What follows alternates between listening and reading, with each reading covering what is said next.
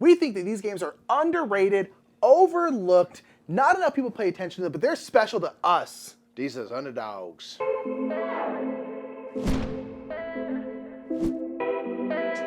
What's up, everybody? Make sure to subscribe if you haven't already. If you like top 10s like this, hit that subscribe button. It helps us a lot. I am Nick. I'm Mike. We're the brothers Murph. Today we're talking about games that we think are underrated or overlooked. Yeah. Those kind of go hand in hand with the this, games that don't get talked about enough in our estimation from what we can see. So this is the obvious caveat that we don't know everybody out there. We don't know what you've seen out there. You might have all of your friends that are like, we all own this game, you dum-dums. Idiots. Listen, if you all own this game, why aren't you talking about it more? Huh? We never hear you. It's your fault, not ours. Indeed. These are games that we think don't get enough love. They don't get enough love. They just absolutely don't. And so we're going to talk about them. Make sure, again, if you like this kind of content, consider supporting our Patreon. A lot of times we do supplemental top 10s. We do like first impressions of videos of games over there. We'll record right after we... recently did Evacuation in Oranienburger Canal, so you can check out kind of our thoughts on those games. But enough of all that, let's go ahead and get number 10. Number 10 is going to be a simultaneous selection game called King of 12. This actually showed up on my most surprised list because I think this one kind of gets overlooked or underrated or whatever because it kind of looks unassuming from the outset. When I first saw the cover, I didn't know what it meant and stuff. It's basically a game where you're going to each roll a d12, and that's going to set your value. Whatever you roll. And then you're going to be playing cards out, and you're going to do that to mitigate the value. You might actually physically change the die or re-roll it or something like that, or you're going to add like a virtual +7 to whatever your die roll is. In general, you want to have the highest value to win a point for that turn, and you want to win 2 rounds before anyone else can. But again, simultaneous selection, so if you play the same card as anyone at the same time, you cancel each other out. And in fact, kind of, if you match anyone on anything in this game, you cancel each other out. Yeah, exactly. Because you play the same card, you basically flip over the cards, those cards don't exist, your dice, nothing changes.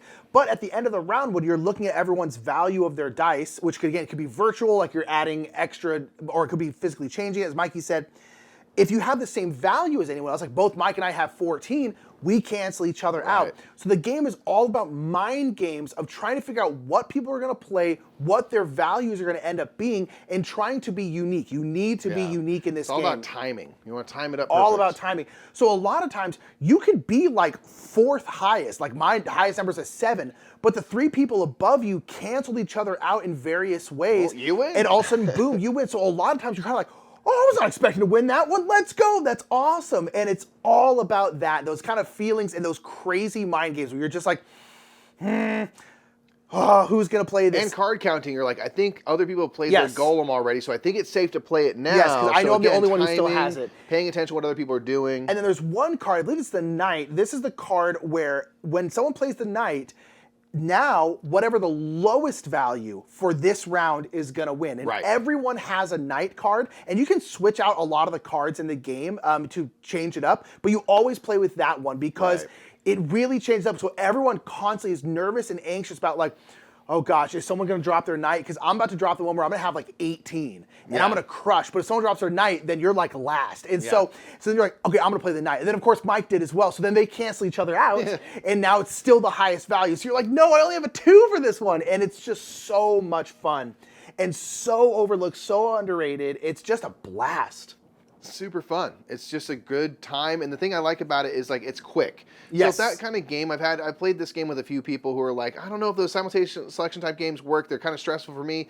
This is like 15, 20 minutes, so it's quick enough that I think it doesn't bog down and stuff like that. It gets you in, you get to be a little clever, get to be a little sneaky, and gets you out. Yep. And that's it. That's number 10. Let's get number 9. Number 9 is a 2-player game, Mikey, called Nagaraja. Yeah, we have a couple 2-player games on this list, in fact. So this one is a game where you are kind of rival, archaeologists, Indiana Jones types. You're treasure hunting. Yeah. And you're going around looking for treasure in old abandoned temples and things like that.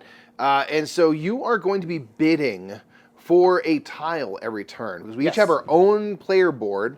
And whoever wins the bid is going to get to add that tile to their player board, which will create pathways to the edges of their board, which will reveal possible artifacts and treasures and things to give you points. Golden eggs. And yeah, and you're trying to get to, I think, like 21 points first to win. So that's going to be your main way that you get your points is to explore that temple. But this game is kind of fueled through card play. Yes. So you can play a card when you're going in the bid that are going to give you these sticks, which are what you're going to actually roll to determine the kind of strength of your bid and who wins the tile. They're 4-sided sticks. They're essentially D4s, but they actually roll well, unlike D4s actually do. Yeah, they're really cool. They're like these really cool, interesting pieces. And certain ones will have more kind of successes on them. Yeah. And other ones will have more of these kind of swirlies called nagas, which will allow you to play cards for their actions. And the cards will do all sorts of things. They'll allow you to peek at the various treasures on your board. They'll allow you to rotate tiles that you've placed, which will change the pathways, which might reveal new treasures or put them down, because if there's not a pathway to it, that's going to go back face down. Yep. Swap tiles, all sorts of stuff. So you can kind of mitigate your whole situation. And that's just really fun to us. Like the multi-use cards, like, do I want to use this card to get those sticks so I can kind of roll really high, hopefully, and win the bid? Do I want to hold this card back to use it for its action? Whoever doesn't win the bid gets to draw more cards so they have more options in the future rounds. There's a lot of really kind of fun things to consider, and for us this was just kind of confusing that it didn't do better, because the theme is interesting. It's got Vincent Dutrait art, so it's really appealing looking. Multi-use cards are really always create interesting decisions.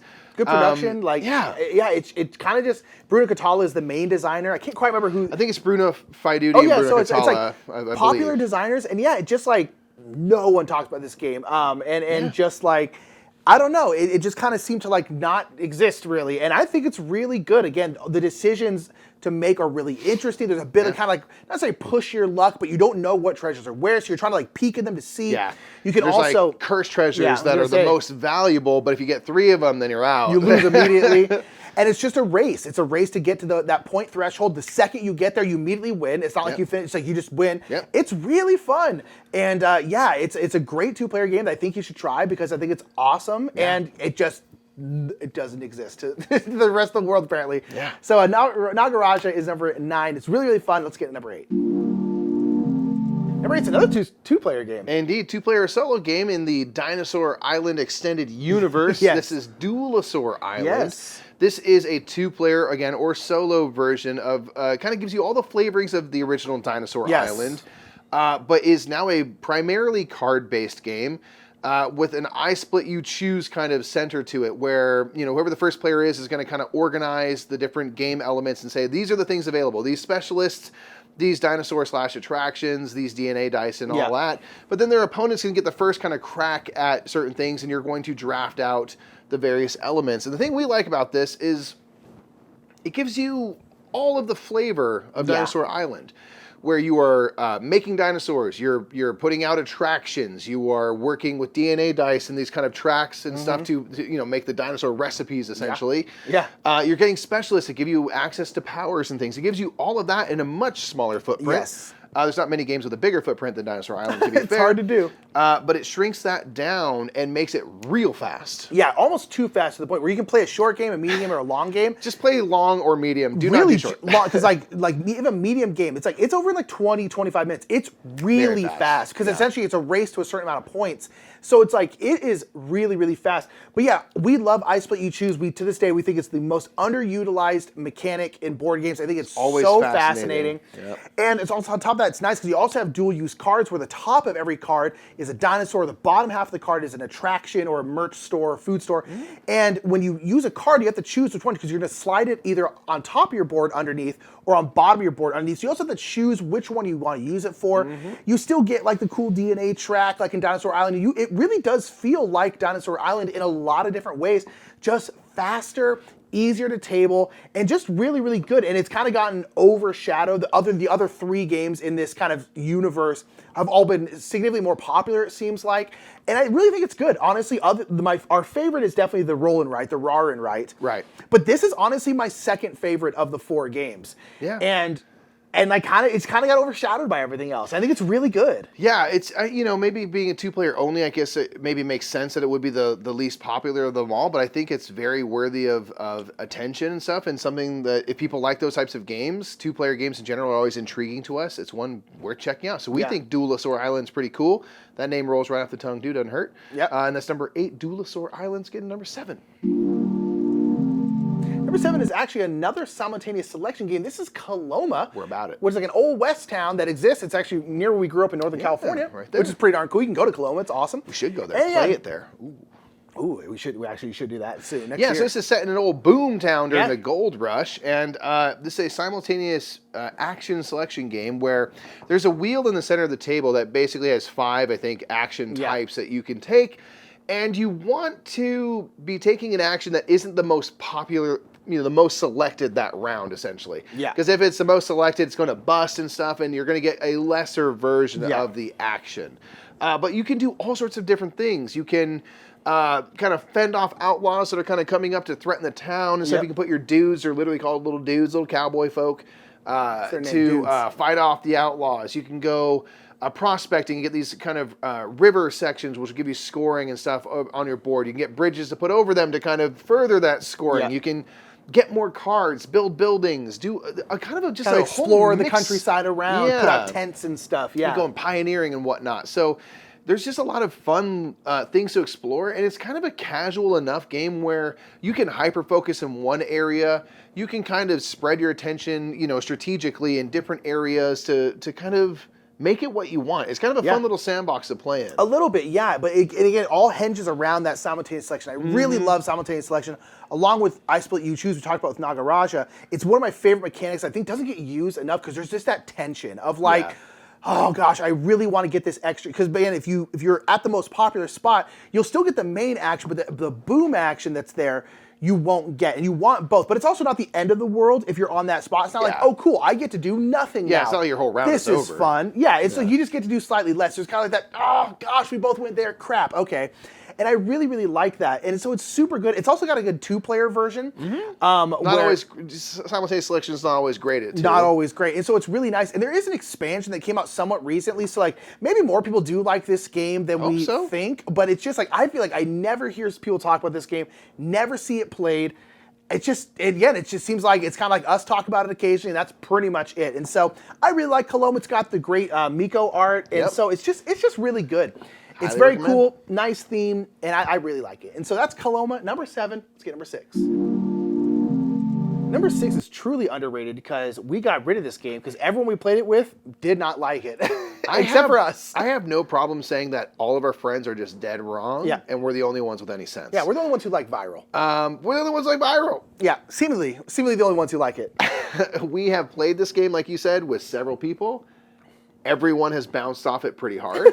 I don't know why. This is an area control game. Now, this is pre-COVID. Now, is this a game about viruses in a body? Maybe a little less, like, appealing theme now, but this is way back in the day. This is an area control game where you are different viruses trying to control, basically, organs in the body. You want to control areas of the body and stuff, and you can play cards to move around or to attack other viruses or to multiply, things like that. And we think it's an interesting way to do area control. Super unique. Yeah, because it's almost always like war-based, and I guess in this case it is war-based, but like the battlefield is just so fascinating. We have these different organs, and then there's some like really kind of scientifically satisfying cleverness where there's kind of like super highways to get to different areas of the body, the circulatory system. But you can only go. You can't just move freely throughout the body. Right. You have to follow the bloodstream. Right. Whereas, like, if you're in the lower intestines and you want to get to the brain, you then have to go down through different stuff, go through the arteries or veins, whatever one takes blood back to the heart, unoxygenated blood, the blue ones. You bring it back to the heart, and then from the heart, you then can go like up into the brain. But you can't just be like, I'm going to go from the spleen to the brain. No, you can't. There's a long distance once you're between those lower, things. you can't then go back up. It has to circle back around. So you have to move through the circulatory system because you're moving through the bloodstream. Yeah. And it's interesting in that way where it's like, if you want to get down here, you're going to have to move this specific way. And then if you ever want to like go back up, you have to like circle back around. And so sometimes you're like, oh, I only have 3 people in here. I'm going to take people from down here, swing them back around, and then bring them back down into like the stomach and battle for the stomach. And it's just super interesting the way it works. I think that's cool and thematic and different for an area control game. And then the different organs have different point values assigned to them, so you're trying to control them. There are different events that'll happen, like like a big sneeze will happen, or maybe they ate too much Taco Bell. Everything moves so around everything in real the quick. lower intestine gets flushed out of the system, or Right. something like that. There's all these different ways that kind of mess with the game state. And it's just cool. It also has really great Miko art, and it's just like, and it's really like cartoony. Yeah, it's very cartoony and all the dealt viruses with are lightly. like these little monsters. Like, I'll fight you and Yeah. stuff. So it's not heavy or anything like that in terms of the theme. This was one I'm like, man. I thought it was if so we cool. praise uniqueness of theme and we really champion it, I think a lot of folks do. I have never seen a game like that before. I have never seen one since. It is just very unique. Yeah. And I'm like, why don't people play this more? I don't know. If you're out there in the world and you like Viral, you're at a convention or something, you see Or you us, wanna try it. let's play it. Well, or you want to try it, we'll show play it to you. We're happy to show it and have other people be unimpressed by it. Exactly. We think it's cool. We think I don't it's know. awesome. I don't know what's wrong with everyone else on Earth. I don't know. We like Viral, though. It's our number 6. Let's go ahead and get number 5. Our number 5 is a game that I think kind of got overlooked because it's kind of mass marketing, but this is Cuphead Fast Rolling Dice Game. Right, this is from the Op, and it's absolutely pointed toward the mass market. Yes. It's a perfect game that exists in Targets, Walmarts, things like that. It's meant for people who know Cuphead. Oh, I'll get that for the kids. The video game, yeah. Which is a popular boss battler, kind of old school looking video good. game that it's very good, where you're playing against these series of bosses that are very difficult. And they basically have a sequence of attacks and things that they will do. And the whole game kind of boils down to learning those patterns and finding ways to dodge what the boss is trying to do, and then fire at them and kind of take them down. And this analog version of the game, this is symbolized through dice rolling. So you're basically going to have attack cards that are going to be what the boss is doing, and you're going to need to very quickly, in like 15 seconds, collectively roll all the dice spaces required to effectively dodge the attacks. Yes. So you putting dice faces on these cards means you didn't get hit by them, you're not losing health. Because you could argue that Cuphead, the video game, is more about dodging than it is about, like, shooting. Yeah, there's You know what very I few mean? moments in Cuphead where you truly need to be accurate. Yes. You're just shooting at the thing and you're trying to stay out of the way of trouble the whole game, right? Yeah. So this game does that, where if you can get through the attacks and you have a couple extra little pew-pews left over, that's when you can actually damage the boss. Yeah. But if you don't make it through the attack, who cares where you're shooting? Yeah, 'Cause totally. you're gonna get knocked out. This game does a good job of like making you feel like kind of franticness that Cuphead can bring. It's really casual and light because you're just rolling these dice and stuff, but there's decision points in terms of how you allocate those dice, what you leave back, what you hopefully hold to shoot with afterward, things like that are important decisions to make. Yeah. But because you only have 15 seconds, oh my You gotta gosh, be quick. it's just, you're panicked the whole time. Yeah, and it's really good, and it's kind of a campaign game, because again, you kind of go from boss to boss in the video game, and on top of that, within each little campaign, it comes like a little box that you'll open, so it's kind of cool like that. You're like, ooh, what's in this box? Different things kind of get presented over time as the video game does as well. Totally. And then within each box, in Cuphead, each boss is going to have multiple phases. Right. So the first one, which is the root pack, you're fighting this big old potato, and then eventually you beat the potato, and then a big old onion comes out, and then you beat them, and a big old carrot comes out. So as you're playing each round, each game within the box, it's going to change as you're going through, and you have to keep getting through these different phases. And then on top of that, it simulates the video game pretty well, because I think it's one of the boxes, you're playing against the big dragon. I think it's the Matchstick Men is what it's called in the video game. And that's the one in the video game where you're hopping from like cloud to cloud to cloud. Yeah. And as you're shooting, you're constantly having to hop, hop, hop. So in the analog game, whenever you're rolling them out, you're going to be having to stack dice on top of each other. And that's kind of you showing you're having to like move around. So now there's like dexterity on top of having to do everything really quickly.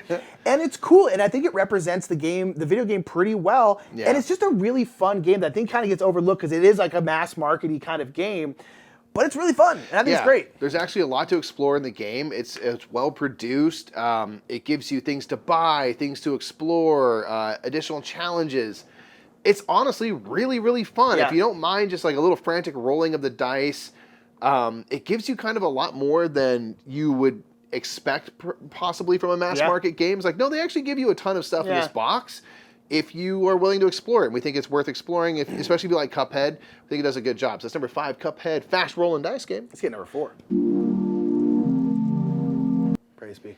Praise be. He's always underrated, even though Praise he's be. not. Now, if we ever say praise be and you're new to us, we are invoking the good name of Phil Walker Harding. The best. A game designer put on this planet who is destined to create as many board gamers as possible through creating accessible, Praise be. light, fun, combo-y, puzzly, oftentimes games. Now, Llama Land, it feels like a greatest hits of the Phil Walker Harding tile laying games specifically. So we're not talking like Sushi Go card drafting, which is also the biggest hit that he's ever had. So this is, we feel like a greatest hits because there's other games that Phil has made where you see elements here. So in Barren Park, for example, you have these polyomino-shaped tiles, these weird-shaped tiles that you're putting into your little bear park. And whatever icons you cover up are going to be things that you gain. Yes. In Llama Land, you are doing the same, where you can cover stuff up by stacking things to gain resources. So here you got the Barren Park with the weird shapes, and you can build them out to create a base, but you can also stack on top of other tiles to actually start gaining those resources, which kind of goes into the gingerbread house, where you're kind of going vertical. And this game kind of blends those two, Barren Park and Gingerbread House, to go, you can build a base and go out wide, you have weird shapes, and you're building up. Yeah, it's really, really good. And on top of that, it's like you're building up. There's also going to be objectives that you're all kind of going for and racing for to a degree. And that might be like, you want a certain amount of this thing on like level 3 of your thing. So it might make you build things in certain ways. Right. You can also get villagers. Those villagers will give you like trade abilities where you can trade like corn, for like corn the band specifically for beans. Very new metal influence. Indeed. Volker Harding freaking loves corn. Sick. Jonathan Davis is Australian, I think. They're from Bakersfield. And so you get those kinds of things. That kind of gives you like these kind of special powers. And then as you're getting these resources, you will then get llamas. You can trade in like 6 corn for a llama. And those llamas will be worth feeding them. Oh my gosh. Oh my gosh. Any game where the center is just you want to go feed a cute animal is It's great. Great theme.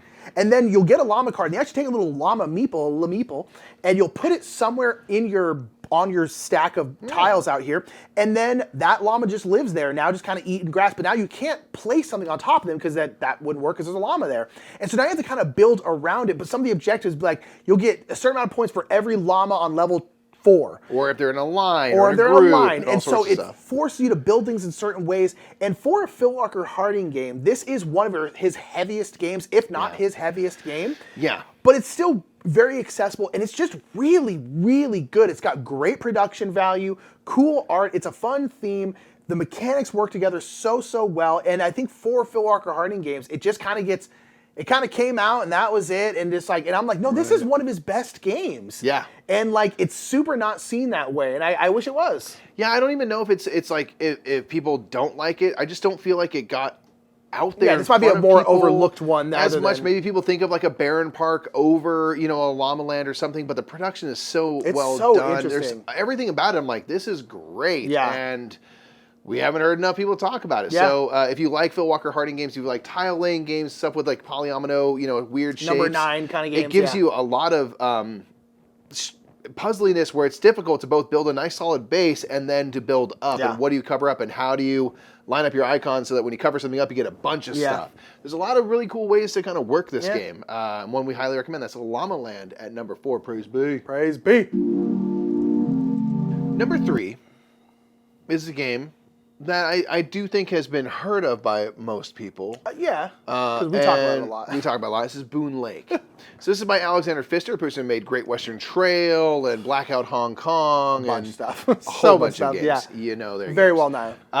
Very well known. And Boone Lake is a more recent title that kind of just didn't work for everybody. Yeah. And we've talked a lot on the channel about this game and stuff. We are big fans of it and stuff. I can see what people are saying, some of the criticisms people have of the game. It is a bit long. By that I mean quite long, and things. But we love what you're doing in this game. It might be my favorite Alexander Pfister game. I might like it more than Great Western Trail. Like I really love Boone Lake, and I feel like we're the only ones who ever.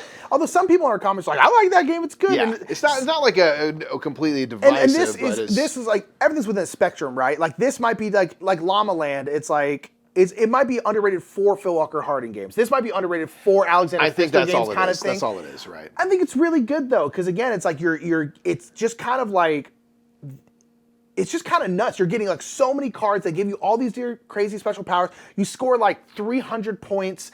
It's just, you're doing all this stuff. You're going down this river, getting these bonuses. There's like this interesting kind of like race push and pull element where you're like, you can like race down the river because that times out the game. Right. And you can kind of force people like, oh crap, Nick's trying to end the game. Like, I got to do this stuff before it ends. I really, really enjoy it. I mean, it got an expansion, so obviously it's done well enough for that. But I think a lot of people either don't like it or just like the flaws of the game of it being a little too long, which honestly doesn't really bother me that much. Yeah.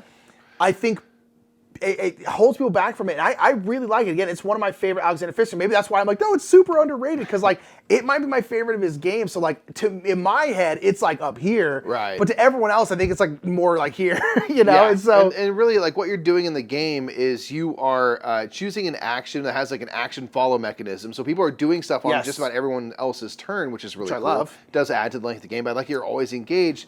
And you're exploring this kind of, you know, maybe once lived in land and stuff, but this abandoned landscape. And you are first exploring by putting tiles out on the board, and then you can start to build buildings and settlements and stuff and cities onto the board in the areas that you've discovered. And so you're kind of like building up, you know, your civilization in this newfound land. And with all those Newfoundland. well, maybe that's a good point. We don't know. It's not. I mean, I guess it's Boone Lake. Is it a Boone Lake in Newfoundland? We'll have to ask the Well, ask some Canadians. They'll know what's up. But you're doing all these things and kind of fueling it with that card play, like you said, where the card play can give you end game scoring, instant bonuses, ongoing discounts, and bonuses for doing certain types of actions, just on and on and on. There's a fat stack of cards. Yeah. And it's just one that we just like think is super duper fun. All the things you're doing are really cool. And I'll say it, I don't mind the length. It doesn't I bother don't me. mind it. It doesn't bother me at all. We mostly play 2-player anyway, which is probably what we would recommend people do because it is quicker that way. But you get to do a lot of stuff in the game, so I don't mind. Yeah, I don't know. I think you're right. I think it's just like Alexander Pfister is such a renowned designer that maybe didn't reach the upperest echelons of what they can design, but we think it's, I mean, shoot for the stars, land on the moon. Guess what? We're moonwalking now. Yeah. That's pretty good. That's right. Yeah, right, exactly. That's all. So that's Boone Lake number 3. Let's go ahead and get number 2. Number 2 is a game that we hadn't even heard about. At all. And so this game is, I feel like no one knows it. This is a game called Powerline. We have Aldi and Lincoln from Board Game Geek to thank for this game specifically. Without them, we would have no idea this existed. And the next game, actually. Yeah, that's actually, That's a good point, right? You're right. So this is a game by Queen Game that, again, like no one's ever heard of. We're going to start evangelizing this game like crazy. This game called Powerline, where you are trying to power different parts of your board. You're basically making out power lines. And this is a game that is brutal, but it's brutal for everyone equally, which is kind of nice because everyone's just in agony together, which is really nice. Right, and you're trying to just do as best. You're just doing your best. You're just doing your best. You're trying to get power to these different places. Barely. So basically what's going to happen is whoever the dice roller is, who will be the most hated person until the dice roller moves to the next person, then that person will be the most hated person. They're going to roll out these different colored dice. There's like red, blue, green, yellow, black, white. And they're going to then, you're going to roll them out, and then you're going to put them in a specific order. Like it's always going to be like red, black, white, yellow, blue, green. Yeah, they go in a specific sequence. They go in a specific sequence. And then you will then take those pip values and essentially build power lines. On your personal board will be different pip values, like 6, 1, 3, 6, 4, 2. And so what you have to do is you have to use a 6 value pip here, and then the next one you have to use a 1, then a 3, then a 4. And when you're using the dice that the dice roller used, you either have to use them in this order or in this order. From one of the ends, kind of in the regular order or reverse order of those dice being placed out, you have to use the power lines. We can work on multiple power lines at once, but you are beholden to kind of the order in which the dice were rolled. And the order that's on your board. And everyone's boards are different in terms of what pip values are on there. And so you're just like, you're rolled it, and you're just like, oh gosh, like, I can use these 2, but then I really need this number. But then there's like multiple here that I really don't need right now. And you're just trying to fill in these lines, because whenever you fill in a power line, you're going to get points.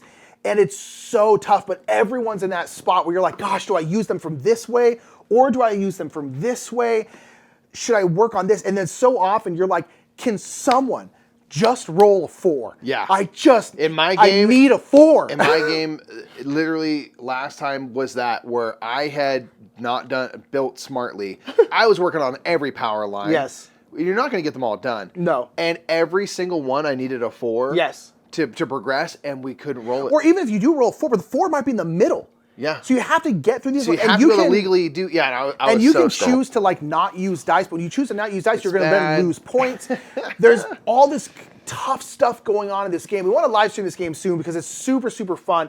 But this is a game that no one's ever heard of, at least as far as we can tell. I'd say at least maybe in America. This is maybe from Queen Games, and I just don't think over here Queen Games is really in the conversation anymore. Maybe not, I feel like, if I'm honest, like they're a little bit in the past with like everything they're doing. It's just like they haven't gotten modernized yet. I do think in Europe they are much more probably, yeah, but part it of the is scene. So much fun, and it's so tough, and everyone's just in that.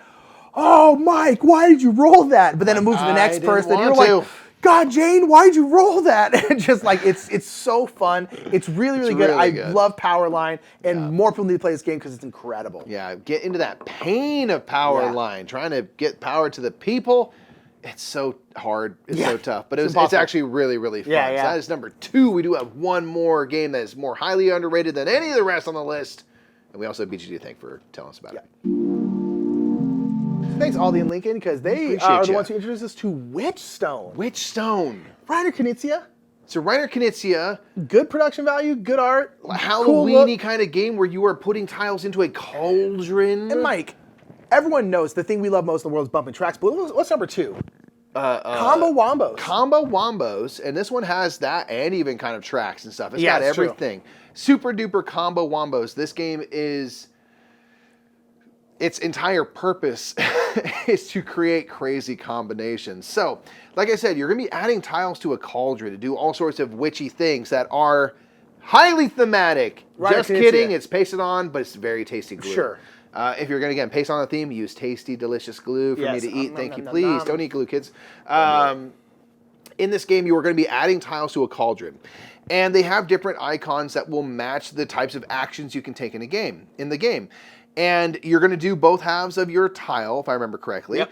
But when you place into a group, if you connect one icon with a group of connected, one or more other icons, you basically get, so say I'm adding to a group of 3, so now I have 4 of that icon. I get to do that action 4 times, or basically get, I'll say like 4 action points for that action. Yeah, so you want to make clusters of stuff. Oh, because as you do it, you can start to do so much more, and so many elements in the game are you're going to move this thing over here, and that's going to trigger this other bonus for that type of action, and you can pull off just combos that are just dumb.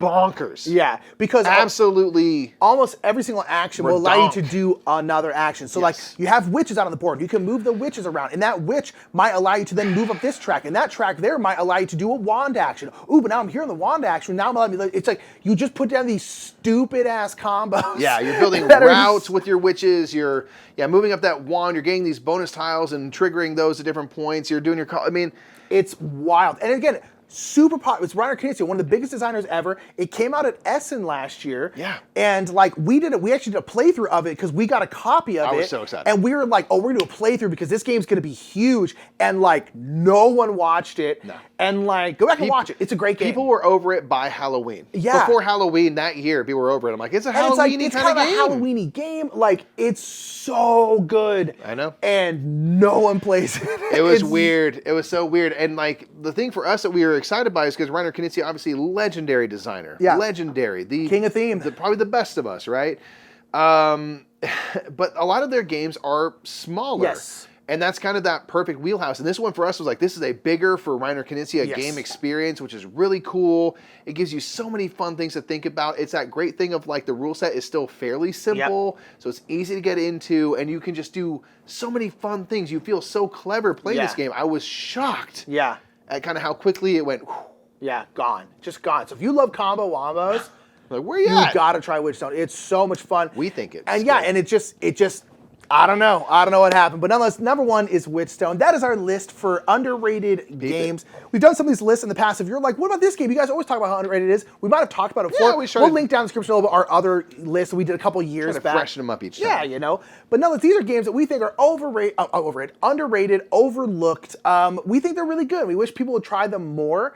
It's always nice to be like, this is a gem. This is a hidden gem that no one talks about. and we would like people to play these games more. So give them a shot if you can. Do that. What you've seen below here are people who gave us a shot one day, didn't think we were underrated. These are our patrons that we mentioned at the beginning of the video. Thank you. Anyone who has supported us in the past is supporting us currently or considering supporting us in the future. We are grateful for each and every one of you. On the topic of support, a great way to support us is to thumb this video up, subscribe if you haven't already, and please share this video around. Click copy link and stuff. It really does make the algorithm think like these people are geniuses. Algorithm. And we really appreciate that. Let us know in the comments below your underrated games, because as always with our comments on these videos, we want to try to create an awesome, vast library of games for people to consider when they come and check out these videos. So get your underrated games in the comments below. And until next time, I'm Mike. I'm Nick. We're the brothers Murph, and we will catch y'all in the next Top 10. Bye, everybody.